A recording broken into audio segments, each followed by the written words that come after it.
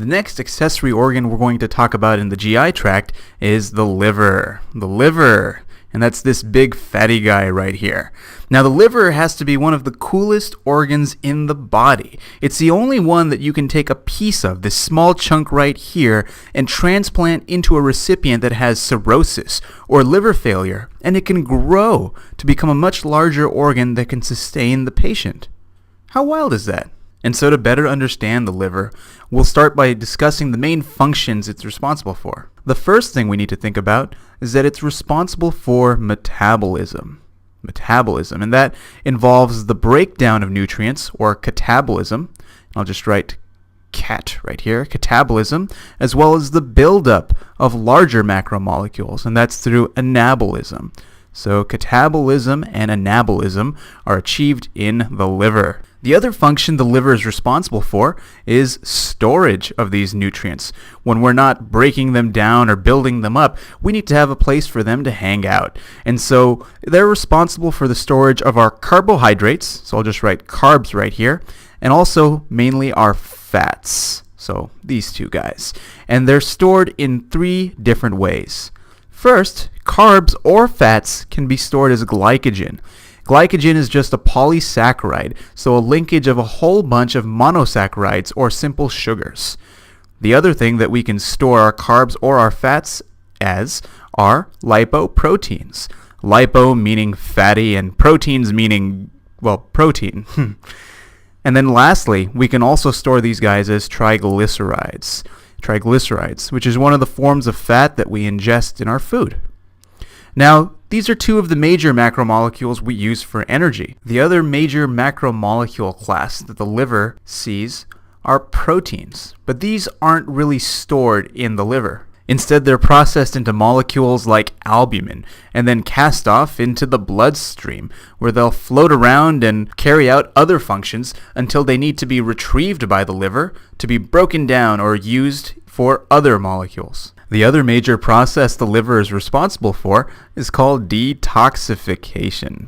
Detoxification. And this is one of those awesome scientific terms where the function is in the name. This is where we take toxins and modify them so they can't harm our body. This is achieved mainly by cytochrome P450 enzymes.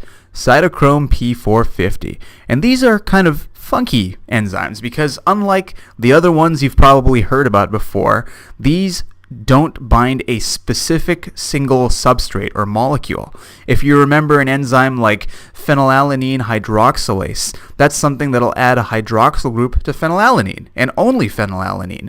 But cytochrome P450s will take a whole bunch of different substrates and react with them. That's something that's pretty unique to this class of enzymes. Now, because of these cytochrome P450 enzymes, we have a problem when we take medications. In fact, we have a decrease in drug efficacy because of this detoxification process. And what we mean by drug efficacy is the amount of an effect a drug is able to have. And so if the liver or these enzymes perceive medications that we ingest to be foreign or like toxins, they're going to try and break them down so they don't cause an effect to our body. So doctors know this, and because of that, a specific dose must be given to account for the amount of a drug that's going to be detoxified by the liver. And finally, as we'll talk about in a separate video in better detail, the last thing that the liver is responsible for is bile production. Bile production. And as you might recall from our discussion on small bowel, bile is needed for the absorption of fats from our food. Okay, so now that we understand what are the main functions of the liver, how does it get all the nutrients that we ingest and absorb from our intestinal tract to be metabolized or stored or detoxified in the liver? Well, let's take a look at the blood supply to the liver. So one of the things that makes the liver so unique is that it has 2 separate blood supplies. The first that comes in from the intestinal tract is from the portal vein. The portal venous system is another term for it. And the portal vein supplies the liver with nutrient-rich blood. Nutrient-rich. So where do these nutrients come from? Well, food that's absorbed in the intestinal tract will then go through the circulation and end up in the portal vein to be delivered to the liver for metabolism. and so we can consider this blood to be nutrient-rich. But where does the liver get its oxygen from? Well, that's a separate blood source, and that's actually through what's called the proper hepatic artery. The proper hepatic artery. And as the name suggests, this is arterial blood that will be supplying oxygen-rich red blood cells. So great, these are the two different sources of blood that go to the liver. Well, what about blood that leaves the liver? There's one main vessel that carries blood out of the liver, and that's called the hepatic vein.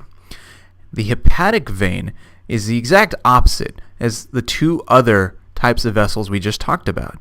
It's nutrient and oxygen poor. Blood that leaves through the hepatic vein from the liver will circulate back to the heart to receive oxygen, flow past the intestines to receive nutrients, and then return to the liver either through the portal vein or through the proper hepatic artery. The other output of the liver that I guess I should mention right now, we'll talk about in more detail in a separate video, is bile. And bile mainly leaves the liver through what's called the common hepatic duct.